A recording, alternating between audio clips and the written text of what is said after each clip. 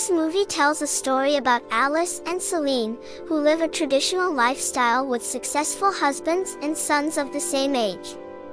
Life's perfect harmony is suddenly shattered after a tragic accident. Guilt, suspicion, and paranoia combine to unravel their sisterly bond. First of all, this movie sounds quite promising on paper. The 1960s set film tells the story of besties torn asunder when one of their sons dies in an accident. There's grief, poisoning, and a meddling mother-in-law, which is the perfect recipe for a ripe melodrama of the macabre. Unfortunately, the script stumbles as the plot feels heavy-handed. Playing best friends and neighbors whose friendship is destroyed by tragedy, the star leads are ill-served by a clunky script. Idling in a low gear for much of its run time, this movie is a muted thriller that doesn't play to the material's inherent strengths.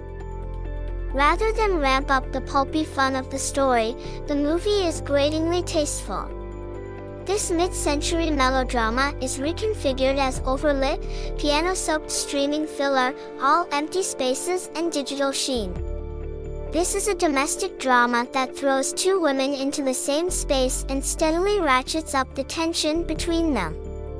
It's a premise brimming with promise, giving two heavyweight actors the chance to go head-to-head. Jessica Chastain and Anne Hathaway's performances are actually decent.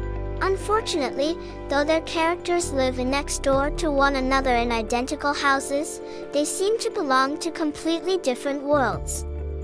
They don't always seem to be making entirely the same movie.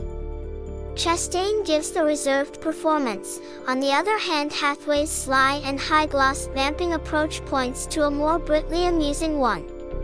The movie awkwardly pitches itself between a somber drama and antic melodrama, along with its predictably soapy twists and turns. This suburban psychodrama is too silly to secure our belief and too reserved to pass muster as go-for-broke camp.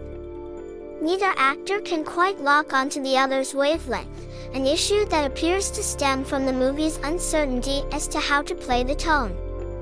The movie doesn't seem willing to make a decision over this strange and wriggling story, which really calls for an assertive stylist to choose a pitch and stick to it with gusto. Ultimately, the story becomes shallow, and the characters' motivations, like their titular instinct, are weakly defined. The movie's ultimate point seems to be that motherhood and suburbia drive everyone mad, but it's not quite the progressive message the film seems to think it's delivering. Overall, it's not worth to watch this in theaters. Just wait on your streaming service.